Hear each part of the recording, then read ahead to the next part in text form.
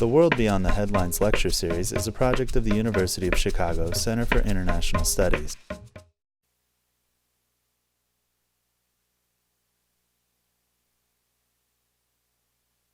Because the topic is so interesting and I want to maximize the amount of time we have for discussion. My name is, at least some of you, maybe all of you know, is John Mearsheimer, and I teach in the political science department. And it's my great pleasure to welcome you to this evening's talk by Dan Sagalyn, who's on my immediate left, and Jamie McIntyre, who's on my far left, who will be discussing and then reporting on Rearming America's new nuclear arsenal. Dan Sagalyn is the Deputy Senior Producer for Foreign Affairs and Defense at the PBS NewsHour, where he's worked since 1996. So Dan, that's 20 years you've been there. Wow. Over his long time at the NewsHour, he's booked and produced scores of exclusive interviews with foreign leaders, national security advisors, secretaries of defense and state, senior military officers, members of Congress, other key government officials, and me. He received the MA from Columbia, and he has an undergraduate degree in history from Boston University. Jamie McIntyre has an equally distinguished resume. He's now the senior defense and national security writer at the Washington Examiner.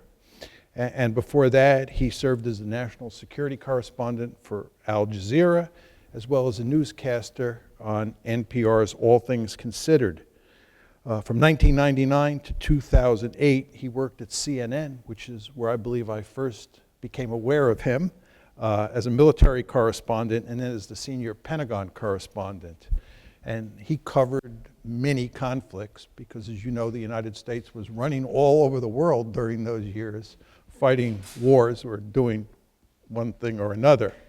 And he covered many of those hot spots, traveling to more than 60 countries and logging more than 500,000 airline miles. He's won numerous awards, including a 2007 Emmy for a story on the death of Pat Tillman, the former NFL football player who was killed in Afghanistan. He has a bachelor's degree from the University of Florida. And together, Dan and Jamie have been reporting on the Pentagon's plan, or maybe we should say the Obama administration's plan, to upgrade the U.S. nuclear arsenal in really significant ways. And they've done this work with the generous support of the Pulitzer Center on Crisis Reporting. Today's talk is part of the Center for International Studies' World Beyond the Headlines series. And it's not only being sponsored by the CIS, but also the Pulitzer Center for Crisis Reporting and UChicago Careers in Journalism, Arts, and Media. The word or two on format. The way we're going to do it is Jamie's going to come up here and he's going to give a 7 to 8 minute overview of what they have been up to, he and Dan. And then they're going to show 3 short clips, about 8 minutes each, that represent some of the work they have done. And then when they're finished, we'll throw it open to Q&A. And that'll give us an opportunity to develop the themes and ask questions about the issues that are in their work. I would ask that when people ask questions, they ask 1 and at the most 2 questions, and they do it succinctly. And if you want to make a statement, that's fine, but do that succinctly as well. And then after the question and answer period, we have about an hour and a half total. After the Q&A, we'll have a reception in the corner over there. Ask James and Dan more questions. So now, without further ado, please join me in welcoming Dan and Jamie.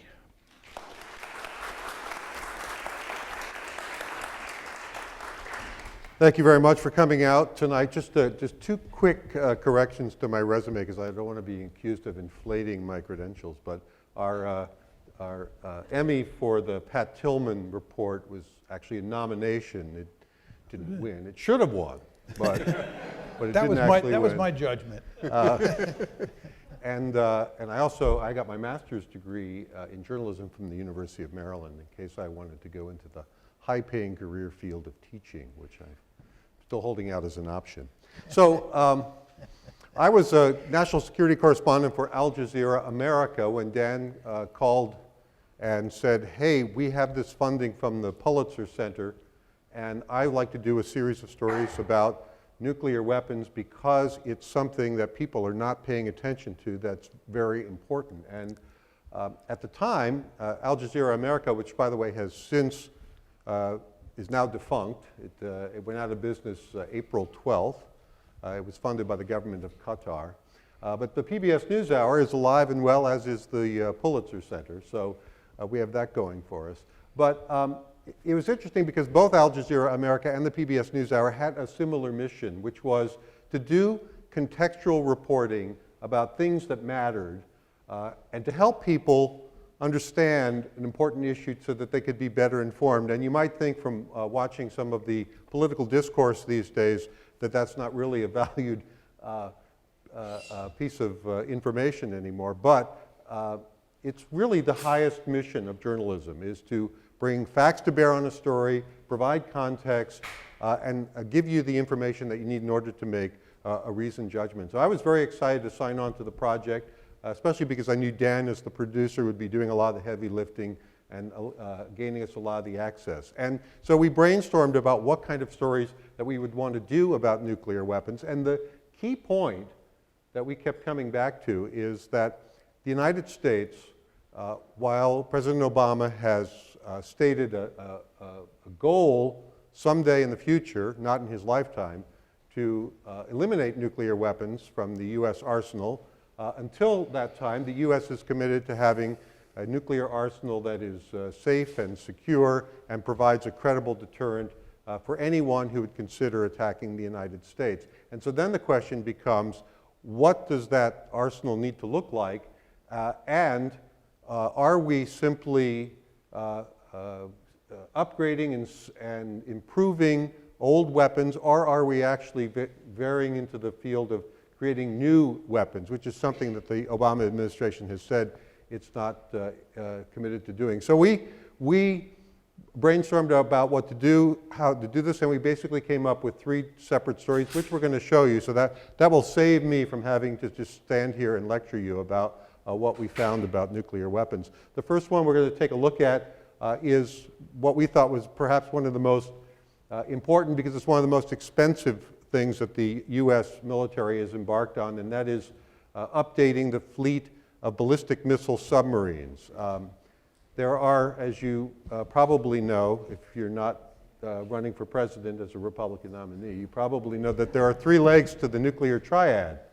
You may recall Donald Trump was asked this question, and if he knew the answer, he didn't seem to indicate. But of course, we have submarine-launched ballistic missiles, we have land-based ballistic missiles, and we have bombers that can drop nuclear bombs and also launch nuclear-tipped cruise missiles. And of the experts that we talked to, most of them said that the submarine leg of the triad was the most important, the one that you could make the clearest case for. And so Dan, working his sources, managed to get us embarked on a nuclear submarine off the coast of Hawaii, and that'll be one of the stories that we'll show you. The big question here is, we're spending, by most estimates, we will spend over the next 30 years $1 trillion, that's a lot of money apparently, to upgrade all of our nuclear weapons, all the United States nuclear weapons. And that's a lot of money, that's a lot of nuclear weapons, that's a lot of technology. And the question is that expense necessary, and could we do this, could we have the same level of deterrence without going as far as we're going? So one of the things we want to look at is what are we doing? What do we have now? What are we going to? What is it costing? What's the benefit? What's the debate? And one of the things that we noticed when we started doing these stories is that this is a debate that's not really going on. You may notice that there's no big debate in Congress about this. There is a debate, by the way, on how to come up with the money for all these things, and you can see each of the services is making a case for why this should not come directly out of their budget. But there's no debate on whether or not we should actually be spending the money. Not in Congress, not in the administration, not in the current presidential campaign. There's very little discussion of nuclear weapons and the future of the nuclear arsenal. It's just almost taken as a given that we should spend all this money and upgrade all the different aspects of nuclear weapons. The bombers, the cruise missiles, the submarine launched missiles, the bombs that are dropped from planes. And so we're going to take, rather than just have me, continue to just ramble on, we're going to go ahead and show you some of these pieces that we did. And I would just note that we got a lot of access to things that normally people don't get to see. And one of the actually exciting things about journalism, and about being, if anybody is interested in going into the career field of journalism, is that it's a career where you're constantly learning things. I covered the military. I've covered the military for almost 3 decades now, and I am not an expert in nuclear weapons policy. I'm not an expert in military affairs, but I've learned quite a bit over the years, and if you're covering these things every day, some of it sticks to your brain. It's very fun to have a job where you get to go out firsthand and see what's going on, learn about a subject, and learn about it enough to be able to tell and explain it to somebody else. Because once you know at that level, you're internalizing much more of the information. And one of the very fun and exciting things about journalism is the amount of things you can learn over the course of your career. I learned a lot during these, researching these stories, talking to all these experts, and going and seeing these things firsthand. And so we wanted to share some of that with you. So join us as we take you to take a look at some of these things. And Dan, you might tell them what we're going to see here. Okay, so ultimately we did 3 stories. One story, as Jamie said, was on submarines. Another story looked at the remaking of one bomb called the B-6112. It was Jamie's idea. I said, let's do a story about one bomb. So we did that, and then we did a story that looks at the whole triad, the submarines, the bombers, what am I missing? The submarines, ballistic missiles. Right. So the first one we'll show you actually is, what is this one? This is the Triad story, and then we'll show you the 2 others.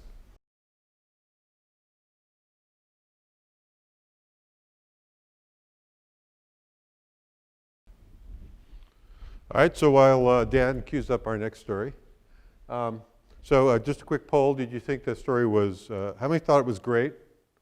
How many thought it was really great? How many thought it was really, really great? All right, so one of the things, of course, that we see when we watch the story, again, is all the stuff we left out. We shot hours of video and talked to people, and then, when we were introduced, he said we were going to play short clips. For television news, 8 minutes is a long story. That's more time than you usually get to do a story. That's one of the great things about working for the news hours. They will take the time with these stories, but we look at it and we see all the things we took out. So each one of those people we interviewed for sometimes 20 minutes, half an hour, and they maybe said 20 great things. And we just could get a few in there. So one of the things we're looking at doing is seeing if we can find a way to make use of some of this additional material. What's the next story you've got? Oh, the B-61. So this was my idea for the story, which was sometimes when you want to tell a big story, you focus on a small detail. One little thing can tell you a lot about what's going on with the whole issue of nuclear weapons. And so we decided to focus on this one bomb that the Pentagon is spending billions of dollars to redo. And basically they say, look, we're just taking the old bomb and we're just improving it like you would take an old car and just kind of restore it. Put some new tires on it, put a new carburetor in, replace some stuff, get the upholstery looking good, fix the dents, and it's good to go. And so one of the questions we're looking at here is that really what's going on with this weapon? And we'll let the story speak for itself.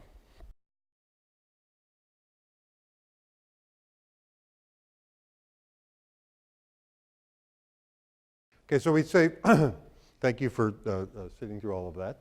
So we tried to save the most fun one for last. This is the one where I think, thought was the most cool, had the biggest cool factor, and that was where we got to go out on a ballistic missile submarine off the coast of Hawaii in the Pacific. And by the way, in this last report had contained the answer to one of the trick questions that we like to ask the audiences at the end of the presentation, which is, when was the last time the United States used nuclear weapons? Anybody remember from the trick question? That's the key point, is the trick question. Anybody remember the last time we used nuclear weapons?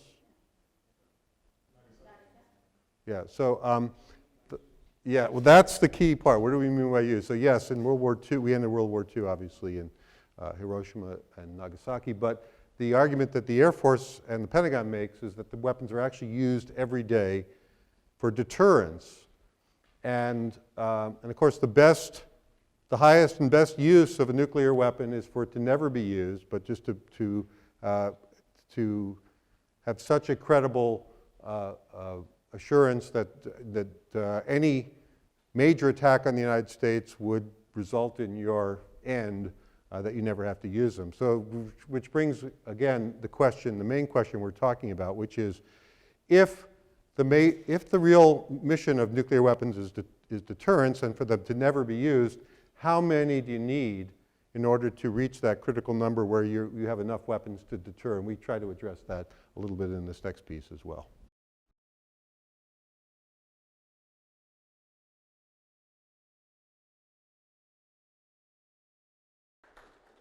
So the thing that I would point out is that, we like to see in TV, seen only here on the PBS NewsHour.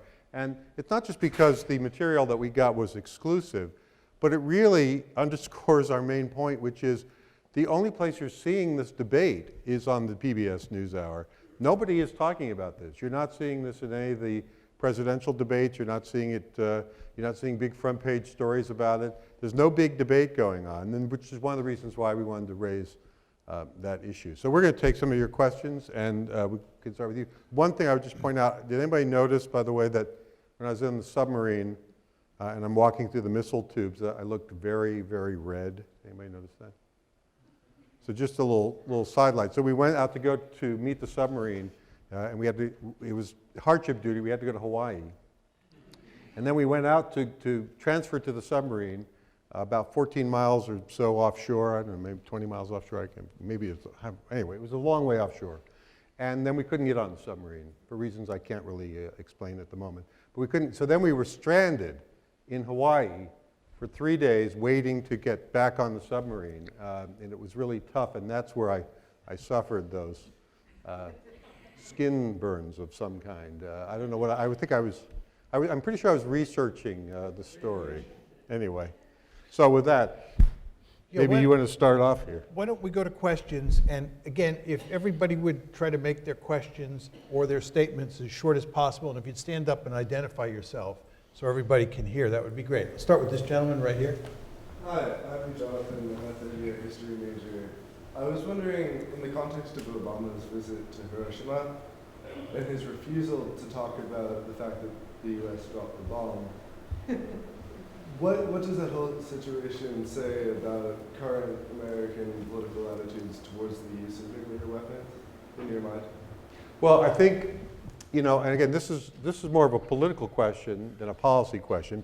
President Obama has made his policy about nuclear weapons fairly clear.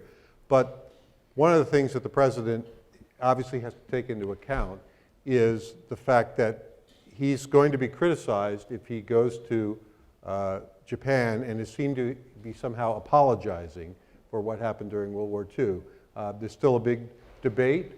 Historians, you say you're a history major, right, are still debating whether the war could have been ended as efficiently and as it was when President Truman ordered the dropping of those nuclear weapons. So even this far after that event, that's still a hot button topic. The very fact that he's going and making a speech about non-proliferation at Hiroshima is controversial in itself. I don't know if anybody else wants to weigh in. No, I don't. Yes. Did somebody else? Okay. Yes. I'd like to know how much of this is driven by the defense industry through lobbyists and so on. Both the need to modernize, and also the need to keep the arsenal as large as it is? Well, that's a good question. I mean, policy is made in Washington for a lot of reasons. There's the strategic reasons and the rationale for wanting these systems.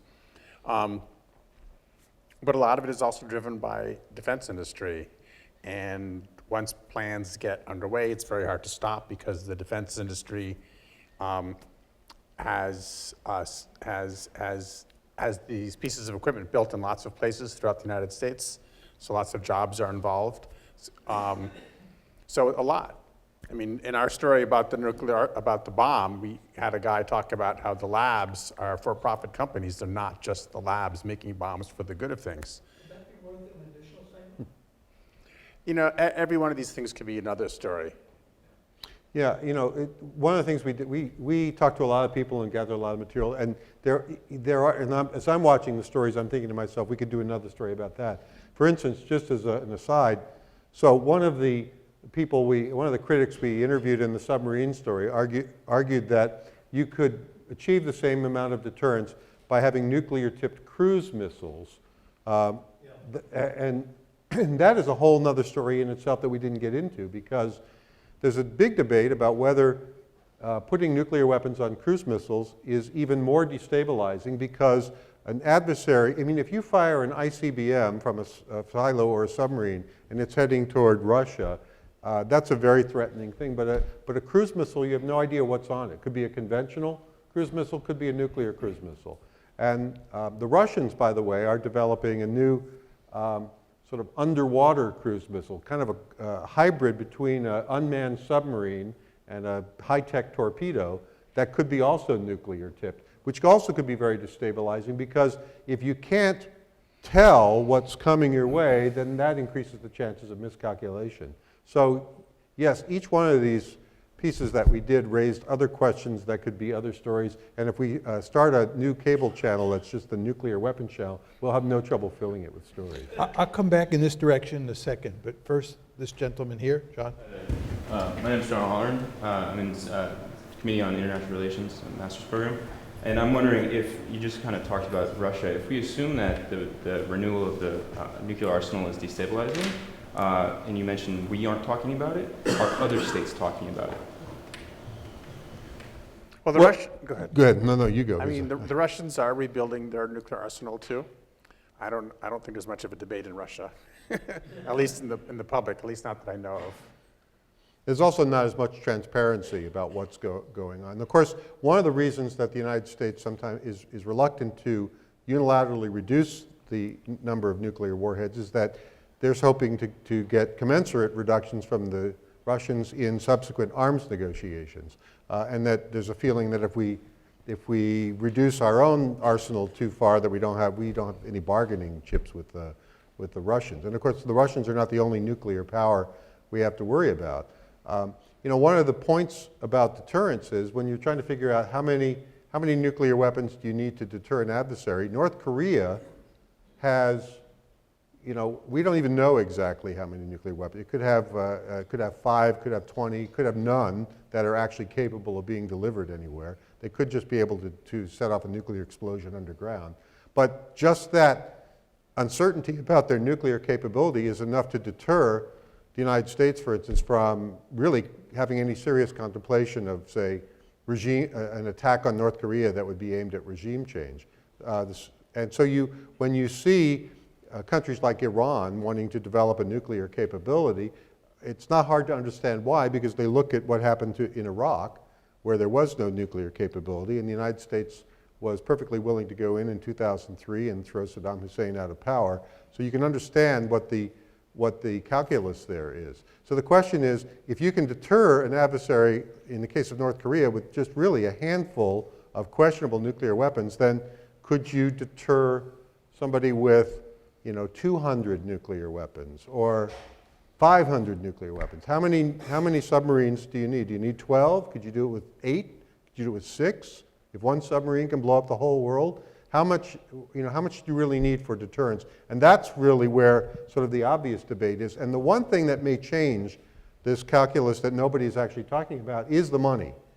because you saw in one of the reports, and that's a whole nother story that we could do, is it is, at the current plan is not affordable at the rate we're going. So not now, but in 5, 10, 20 years from now, they're going to have to come up with a whole lot of money in order to keep this going. And that may be the impetus to scale back to something that's more reasonable. Plus, the changes in technology that may occur over the next 20 years. We're having remarkable changes in technology. One of the things we mentioned in the story was that currently it's almost impossible to detect submarines underwater and know where they are. But that technology is changing as well.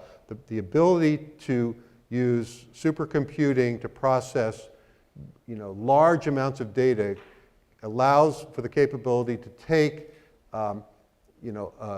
sonic readings underwater and find tiny anomalies in them, in data that you could never find before, and possibly in the very near future, the advantage that submarines have, namely that they're virtually invisible and therefore pretty much invulnerable, that advantage could disappear, and we may see other technologies. So that could also result in adjustments to the plan. See, that'll drive, if that's the case, for submarines can be vulnerable, that gives credence to the argument that you need to have a triad because submarines can be vulnerable. Right. The one thing we didn't get too much into the story is that one of the things that drives the nuclear force structure in the United States is how many nuclear weapons Russia has.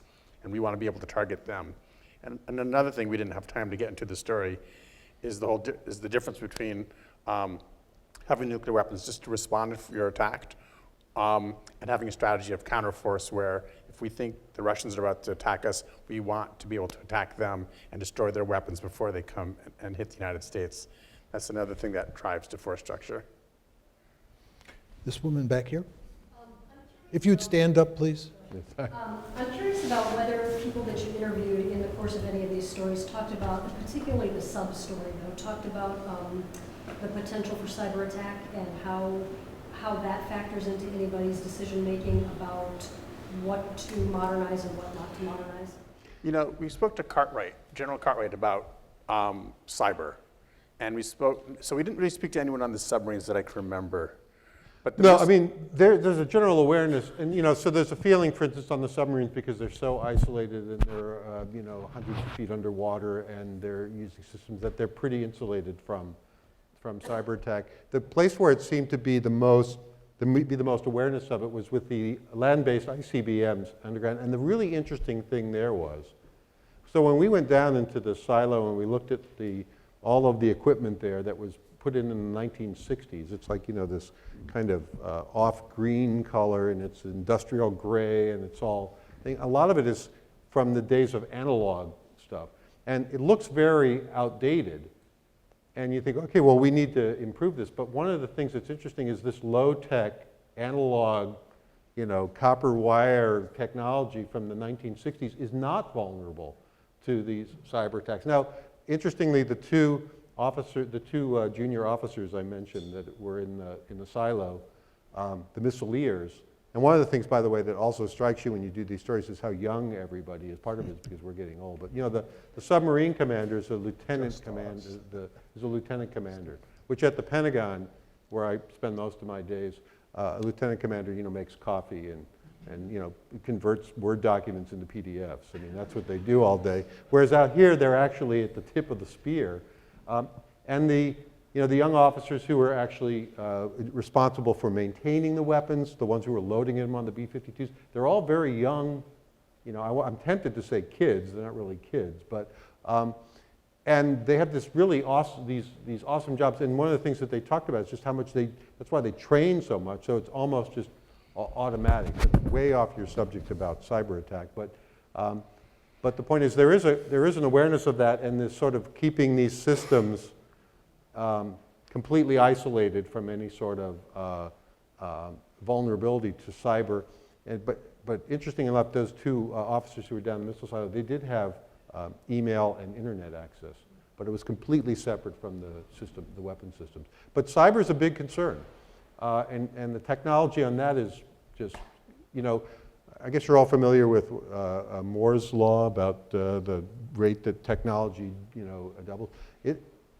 That law is out of date. The exponential changes in technology, and I'm writing a story actually for the Washington Examiner about the challenges that the Navy faces going forward, and the big challenge that they see is keeping up with the changes in technology. If I can just make one observation, having watched the films and even listening to the discussion, the assumption in the films when you talk to people from the military is that we're interested in deterrence, and that implies that we want to have a second strike capability.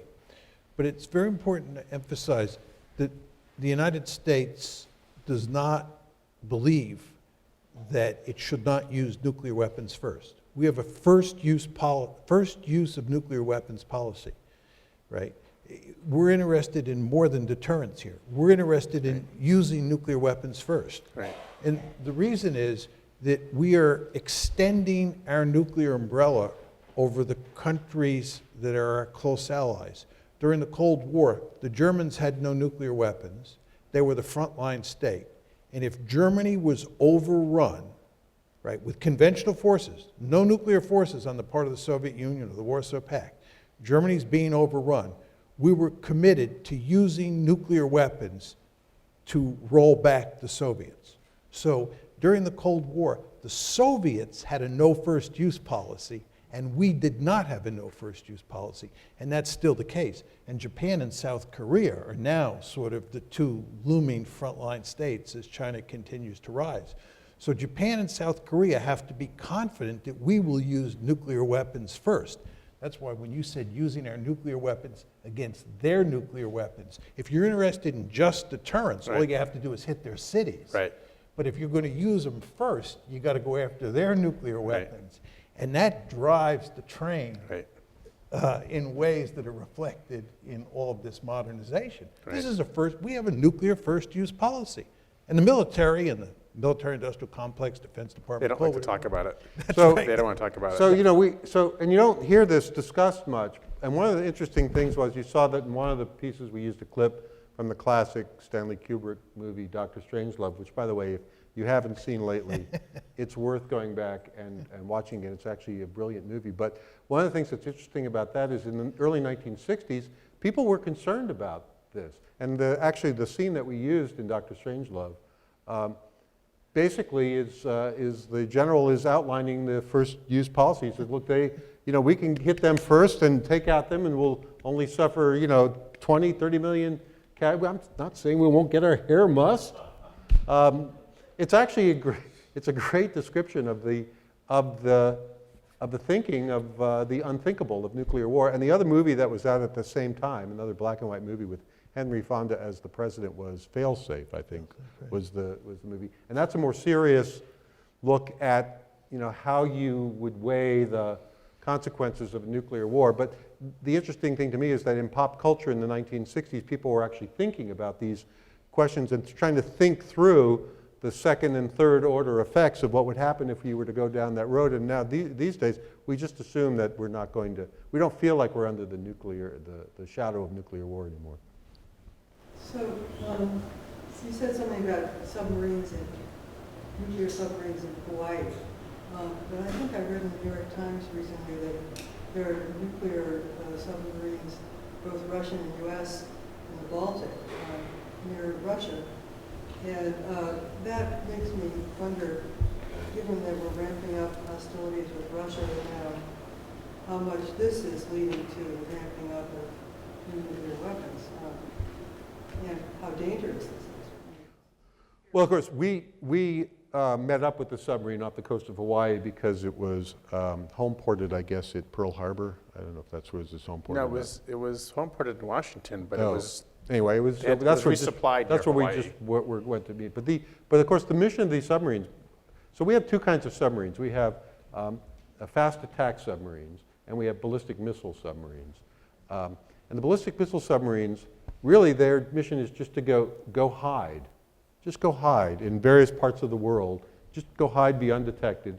The fast attack submarines, they go out with carrier battle groups, and we do have another a class of big submarines that have special operations forces that can go out. But basically, so you have the fast attacks, and the fast attack submarines are the ones that sort of do the cat and mouse games where they try to find each other if you saw Hunt for Red October, that's kind of what goes on. The ballistic missile submarines just go hide. But we are at a time with rising tensions with Russia. And that does factor into, although I don't think anybody, I don't think anybody feels that we're anywhere close to having any sort of a nuclear confrontation with Russia. Russia still seems to act as a rational actor when it comes to nuclear weapons. I think what we worry about more is irrational actors, such as North Korea and perhaps people in Iran. Sir. Yes. Could you stand up so everybody can hear you? Yeah. Yeah, my name's Owen Lawson. You talked about movies in the 60s that talked about the nuclear issue. There was one called On the Beach. Yes. There was a particular scene in the movie where most of the world has been destroyed except people in Australia. Right. And the guy asked Fred Astaire, he said, how did we get to this? And he said, we got to this when we accepted the idea that we could defend ourselves with weapons we could never use. And in the 60s, this whole discussion really upsets me. C. Wright Mills had a concept called crackpot realism. Okay? So what is the issue that would justify destroying the human race? Well, I can't say any better than you did. I mean, first of all, that movie On the Beach, by the way, was just on Turner Classic Movies recently. I just happened to run across it. I didn't see it from the beginning, but I saw, and it was and Fred Astaire was in a serious role. But that's the whole. So this is the crux of the argument. Is as I said in one of the pieces, how much do you spend on weapons that if you have to use them, it means you've already effectively lost? Because if we're actually in an all-out exchange of nuclear weapons that requires this many weapons,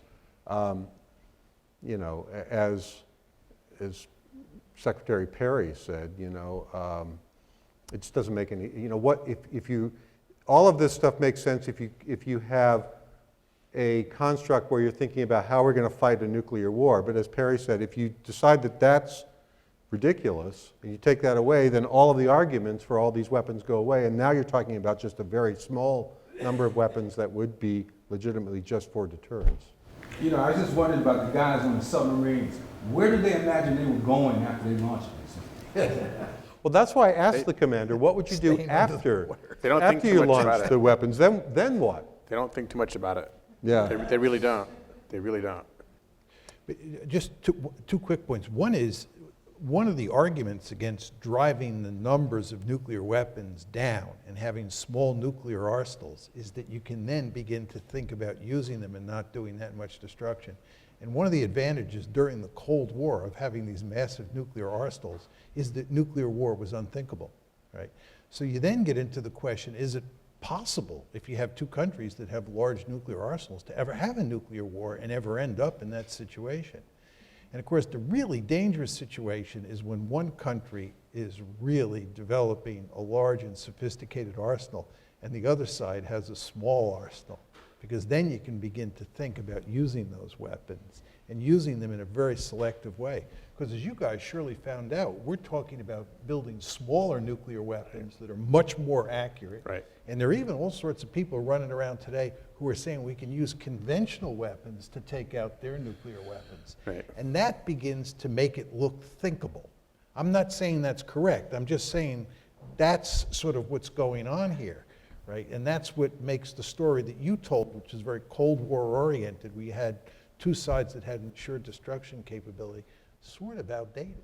Well, so, and that, I thought that was a very interesting argument that was outlined in the B-61 piece, that on the one hand, if you can make this weapon so that it's a much more of a tactical weapon, you could actually think about using it because you would have an acceptable number of casualties and damage. Yeah. And so therefore, it seems like that makes the weapon more likely to be used and therefore more destabilizing, more dangerous.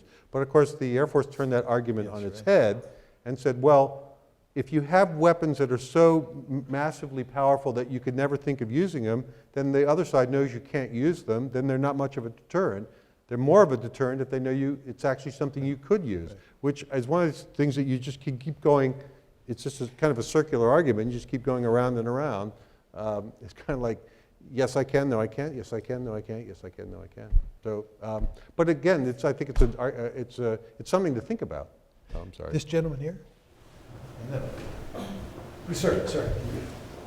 Good enough is probably not a phrase to utter at the University of Chicago, but it can be a good principle. And I was interested, the people pressing the good enough question, whether quantity, quality, seem to be former officers, former officials. Do you find within the current officer corps and the policymakers, are people willing to really press the good enough question? Or is it always the best and the most that always kind of wins the argument? What do you mean good enough? You know, Well, you know, do we need to spend this much? Would this much be good enough? Would this level of improvement be good enough? And you know, we had the people on the outside were asking those questions, or the formers were asking those questions, but you didn't hear it. I understand to some degree within the current officers, but you didn't hear that from the current people. Right. right, and I don't think there is a lot of discussion, you know, about, you know, what's the minimum what would suffice. The idea is that, you know, the thinking that you tend to hear is the miscalculation would be such a horrific thing we can't afford to take any chances. That's why, even though the land-based ICBMs seem to be the most logical candidate to either be phased out or maybe trimmed back, you don't hear any talk about that because it's almost like they're afraid. They're afraid to give up any of it. I mean, why do we need three legs of the Triad? Wouldn't two just be? Couldn't you get it by with two? And even in the bomber leg, and you know they're building a new long-range bomber. By the way, when we put our piece together and we mentioned the future bomber, we didn't know what it looked like yet. So we had these sort of notional planes. We now know what the new long-range bomber looks like, and it looks a lot like the B-2, the old one, although it's got new insides. But like, for instance, so if you're going to have a bomber component, how many ways do you need to deliver those missiles? You need a long-range bomber. They can be dropped from the F-35. They can be dropped from the F-15 that we saw up there. We have cruise missiles, air-launched cruise missiles. We have, so how many ways do you need to do the same thing? And you don't. And the short answer to your question is not too many people are asking the good enough question. What's good enough when it comes to deterrence? Sir. Yes. In the back. Yes. If you'd stand up, please. Sure.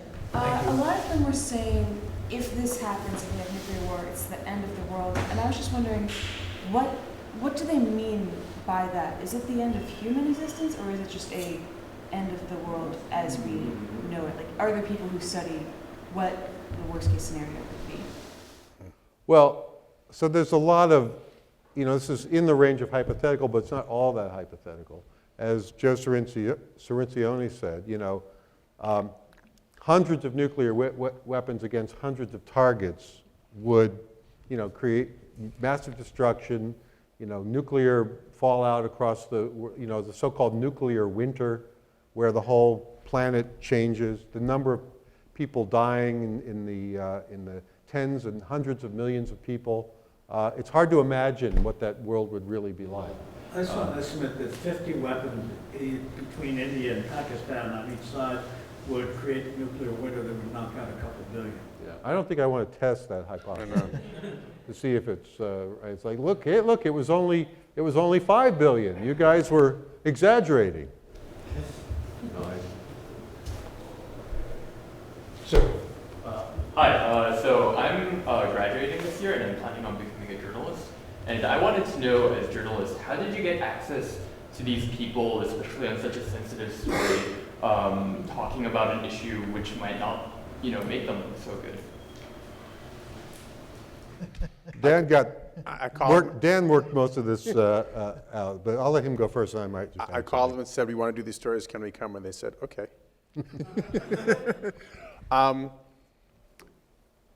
Really, I mean, you call the people at the Pentagon or in the military who are responsible for these things. You call the public affairs offices and you pitch them on the story, and you tell them we're going to do a balanced story and we want to spend time with you guys. And the NewsHour's got a good reputation, and Jamie McIntyre's got a great reputation. And so they trusted us to give us the access, basically. Yeah, I'd like to say it was all my hard work, but really, I would say a major factor was the fact that this story was being done by the PBS NewsHour and not some other organization that's going to be doing something, you know, tonight, the world ends, you know, our nuclear nightmare. You know, the PBS NewsHour has a reputation for doing thoughtful, contextual things. So if they were going to work with anyone and let television cameras in, which is the other part of this, it's one thing to get access to talk to some of these people. It's another thing to bring cameras into these locations. And when we went down, for instance, in the missile silo, they were so spooked about the fact that we would have a camera there that they wouldn't even let us use our own camera. Yeah. We had to use, they provided a camera, and then they took the footage off of it and gave it to us, but they didn't want us to bring our own camera because I don't know what they thought we would, you know, rig into the camera. I don't know what they. But anyway, but we, but I think a lot had to do with the reputation of the news organization, because they do take a chance, by the way, whenever they let journalists in. You know, we have, as Dan said, we have a good reputation, but you never know what people are going to see, what they're going to report, what their take is going to be, what their angle is going to be. And I'd say that the feedback that we got was they were generally happy with our reporting. There were a few things they weren't excited about, which is probably how it should be. You know, we probably don't want to get an award from the Air Force for excellent reporting. That's probably not the constituent that we're trying to please. But we do want them to feel that we've given them a fair shake and that we have aired the nuances of the debate and not just slammed them for something, which is what we really tried to do. I mean, the other thing to answer your question, when I spoke to the people at the Navy, one of the things I told them was, you know, for the last 10 years, all the media coverage on the military has to do with the wars in Iraq and Afghanistan. No one knows anything about what you guys are up to. And here's a chance to do a story about what the people in the Navy and on nuclear submarines are doing. There's going to be a lot of money that's going to be spent on these submarines. There's a big debate about how to fund it. And this is a chance for you guys to be in the media and have your story told, obviously with other perspectives in mind too. You're not going to be the only voice. So. And they ended up making a pretty good case for themselves. They make a good case for themselves. Sir. Dr. Mearsheimer talked yesterday about the prospective rise of China over the next 20, 30 years. And I ask this even though, or in spite of the fact that I served on a submarine a long time ago and also worked for the Boeing company. But where is China in this discussion? Is that why we're worried about it? Is that why we want to spend $10 trillion? I think that's part of it. I mean, the Pentagon definitely has their eye on China for conventional forces, and I think nuclear forces too. Wouldn't you agree? Yeah, so China, you know, the Obama administration, one of the criticisms is that it's so anxious to get disengaged from the Middle East so it can pivot over to China. It famously announced a pivot to Asia and the Asia Pacific and China, and then never seemed to be able to do that. Meanwhile, China is busy reclaiming reefs and building bases and spending a lot of money on its defenses. China still doesn't have the power projection, Navy, and their submarines are not, they have very good submarines, but they're not the kind of submarines that can, you know, really threaten the United States yet. They're not long range, but they're heading that way. But I think that you know, that's a more I think we're seeing them more as their conventional forces, not so much their nuclear. I think China is estimated to have some, 300 nuclear weapons or something. But that's plenty, by the way, to deter us from attacking China. We don't have any plans to attack China. Yeah. What's that? Israel has their way. Yeah. That I don't know, but well, India and Pakistan have quite a few too. Yeah, that's true. Sir. Yeah, Bobby Nicholson. Did anybody discuss about how the thing about putting lasers almost on everything, putting them on the ships in air, and you're about putting them in space to shoot down nuclear missiles? How that's going to change it?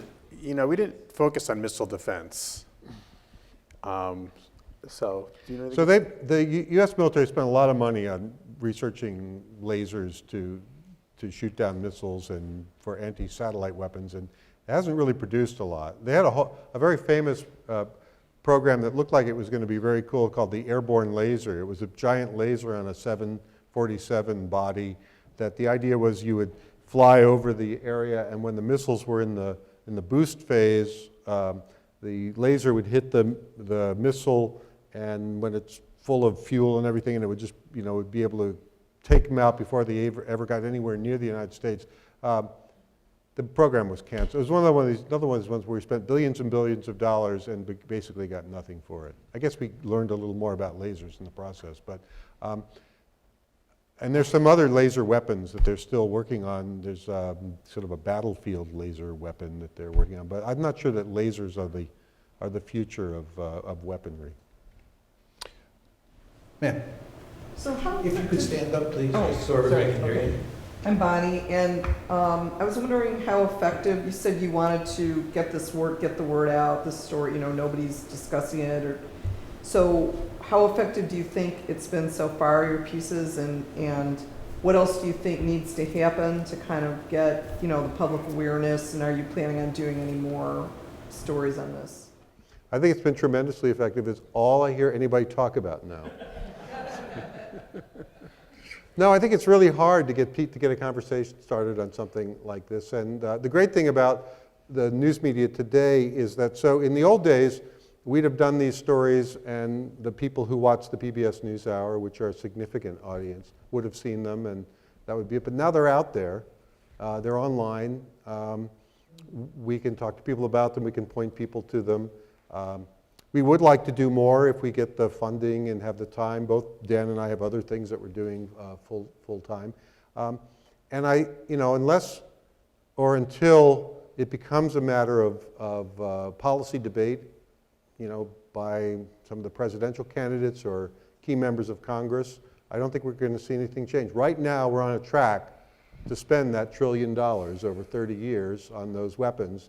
And I believe, my personal opinion is, it's not going to change until we realize that we just can't afford it. Yeah. That will be the thing that forces people to confront this issue, not the sanity of the number of weapons. Is it your sense that there are people in the military or in the Pentagon who are very worried about spending all this money because you'll be robbing Peter to pay Paul, and that'll degrade our conventional forces? I think there probably are some who think that, but I think there are a lot who think, oh, we'll get the money. Congress will pony up, we'll get the money. But there's a lot of angst about spending on all kinds of, readiness and equipment issues. And by the way, one of the biggest challenges, this is completely off the subject, but one of the biggest challenges, financial challenges facing the U.S. military is the cost of people. And so one of the things, I think one of the trends you're going to be seeing over the next 10, 20 years is more unmanned systems, more automated robotic systems, because people are very expensive, especially with the structure of benefits that we have for our military personnel, where they basically can work 20 years and then retire for 50 years. No other workforce works that way. And right now, the political climate is such that you can't change any of that. If there's just the slightest whisper that you might cut the retirement benefits for military personnel. And by the way, most military personnel are not in the warfighting force. There's a lot of people who have jobs, support jobs in the military that aren't, they're not out in combat. They're like some of the fighting acquisition officers at the Pentagon, and even people with other kinds of support roles that could be done by civilians, and they're all being supported by this very generous military pay structure. That is unsustainable over time, and so I think in another 10, 15 years they're going to have to confront what to do about that, and that's almost more of a financial challenge than funding some of these weapons. On that note, well, we'll do one more question. I'll let this gentleman ask a question, and then if you'd stand up, please. Very brief. From any perspective, $1 trillion over 30 years is a lot of money. But from a national perspective, it amounts to less than 30 cents per American per day for 30 years. That's what the Admiral said. It's a bargain. It's a bargain. It's a bargain. That's true. And $1 trillion over 30 years is not very much compared to how much they're going to spend on defense, which is like $25 trillion. And the conventional wisdom is that the cost of the Iraq and Afghanistan wars is $3 to $4 trillion. Yeah. So if you take any individual part of the defense budget, you can justify it in the same way, because any individual program, even the most expensive fighter plane ever, the F-35, Not so much. If you reduce it to the percentage of the overall defense spending, you can make a case that everything's a bargain. Okay, let me conclude with 2 points. One is, don't forget we'll have a reception back in the corner when we're done. And second, on behalf of the university and all of us who attended, we'd like to thank Jamie and Dan very much for a first-rate presentation. Thank you. Thank you. And I'd like to thank all of you for coming out and participating in The World Beyond the Headlines lecture series is a project of the University of Chicago Center for International Studies. Our nationally recognized programming is made possible with support from the Norman Waite Harris Memorial Fund. Download recordings of other events and learn more about the World Beyond the Headlines series at the Center for International Studies website, cis.uchicago.edu.